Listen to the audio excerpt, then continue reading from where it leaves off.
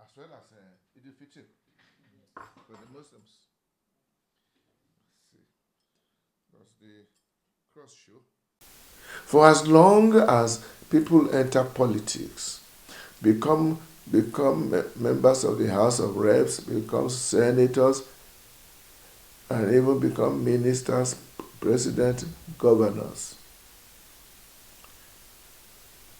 and for as long as their major task is not to look after the needs of the people, starting from the poor, then government will always say that they are doing their best. They will claim that they don't have the wherewithal to fund all these things. But they will be funding other things. And if they don't have money to fund other things, they will go and borrow money to fund those things.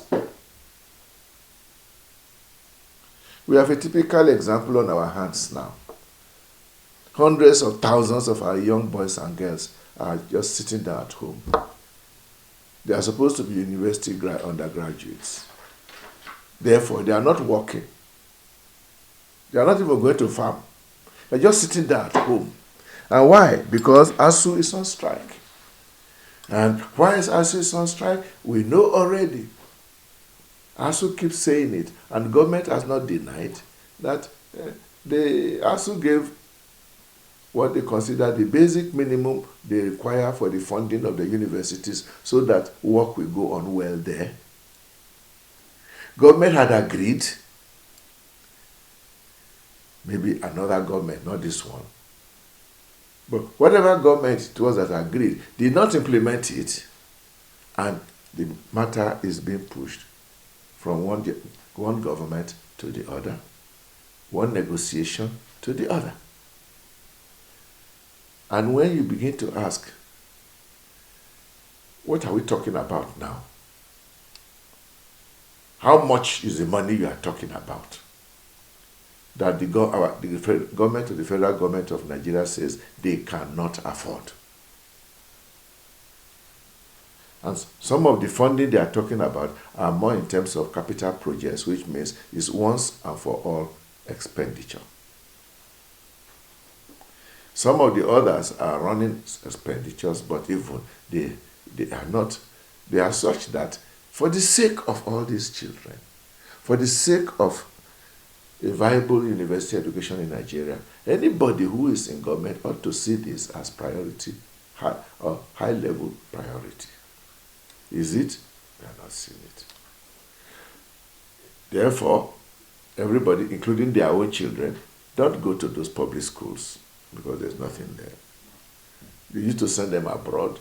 Now we have a whole lot of private institutions from primary to university, where some amount of decent educational work is going on, and everybody is patronizing those ones and not bothering what happens in the public school system, which is now abandoned to the poor people who have no other choice. And you know, that kind of system is self-replicating. Since the children of the poor go to poor universities, they cannot get good education, so they won't get good jobs. So they will remain poor, and they probably will never be able to marry well. And if they marry, they won't be able to train their children well, and it will continue like this. Whereas the children of the rich people have even if they cannot pay JAM, even if they cannot pass JAM, they will find one way or the other getting them to do all kinds of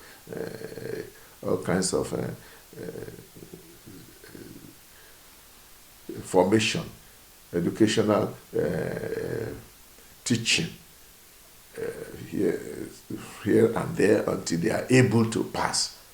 And they put them in the best universities possible, where the staff is there ready to push everybody. You see, end up with some certificate with which you can do something.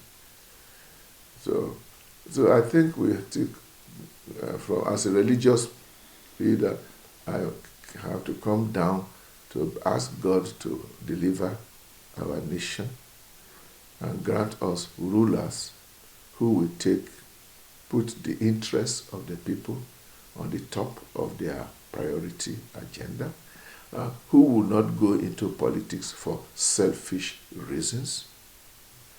We are not saying that people should go into politics for nothing and not ask for their salary, but rather to ask for a decent salary and be satisfied with that decent salary, and then spend the whole of your life looking for ways and means on addressing the problems of our poor people in all the areas. We'll be talking of education. You can say the same thing too about health. Unfortunately, in the case of health, when the government fails and everybody fails, the patient dies. You might say that the citizen of Nigeria who has died because of poor attention to health services could be said to have been liberated from his problem because he's dead now, so he's no longer sick. But somehow, somebody is responsible for killing him. He just didn't die. He has been killed. But are they thinking that way? That their neglect of the health sector means that they are routinely killing Nigerians? We know that kidnappers sometimes kill their hostages, and we abhor and we blame them for that. But there are other people now, because of neglect, we have killed. Many Nigerians are being killed. Same problem with bad roads, which is killing people. People just don't die. So when we look at the situation, the rules and the laws that are on ground in Nigeria, they are so designed in such a way that simply they are for the people who are in charge. They are the ones who are making all the money, and the section of the private sector, which also works hand in hand with those who are in government. In fact, very often, those in government are also partly owners of the private sector institutions. And so at the end of the day, the poor people are just held hostage. We are held hostage to a group of people who have taken control of, I know those who take control of government have taken control of all our resources. Every month now, the lady, the Minister of Finance, has her long list, account of how much money Nigeria has, how much Nigeria has generated in terms of financial incomes, whether from taxes of people or from a sale of crude oil or whatever. And all this money is put in the box at the control of a small group of people. Does that mean that we talk of rural Nigeria, it doesn't finish? But why I'm saying this is that we shouldn't give up hope. Yeah. It is possible to have a group of Nigerians who will look at this pot of money and then look at the basic needs of the people and start addressing them. Start addressing them before getting money to have another house. Because all these people, they already have another house. Then they have to mark for another house. We know, for example, President Obasanjo monetized all the houses that we built for our legislators.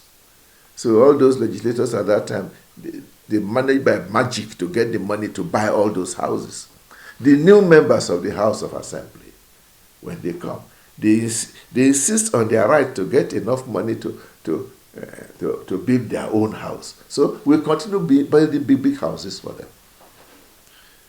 Who is thinking of where even the driver of these men are sleeping, where their families are and their children are growing? So this is a matter of government being for the people as a service for the common good. Until we reach there, our problem will continue to grow. And may God, it is not impossible, though. You don't have to wait till we reach heaven before we can solve all that. Because there are many countries that are actually working that way. And their people are happy. Their people are happy. Do you know that during the pandemic, COVID pandemic, both in England and in America, everybody, palliatives were being delivered in your house for enough food. And their bank account was being credited with a given sum of money every month for as long as the pandemic lasted. From the money of the government. Nigeria claims to have none. Even the bit of palliative that they bought, they stole it until NSAS boys went to scatter it. I would have thought that Jonathan has done very well since he left office, because he has, by the very fact that he was perhaps the first Nigerian president to admit defeat, that has given him a sort of high credential. And he has been helping not only Nigeria, he should continue to help Nigeria and help other countries to descend into the political arena now as I don't even know how it's going to work out. So all those aspirants in the political parties, whatever party he goes to, they will all put aside and they will all step down for him. And at what cost? These are the things that are causing us trouble now. So some people there must be some manipulations, calculations that they are making, which has nothing to do with the problems we have been talking about now. So it has to do with how do we capture power. That's all. What do you do with it? They are not interested. They know that if I capture power, I will be in a position to be rich. And to enrich my friends. If they were only ready to be rich and to ensure that they will have a very comfortable time in the future, that would have been enough, because some of they would have had enough. But that doesn't. The kind of money some of them are stealing is not even that kind of thing. You don't know what do you need all that kind of money for? Not only in Nigeria, it's all over the world. We have that. Thanks for checking out SYMFONI on YouTube. Please be sure to subscribe and like our videos for updates.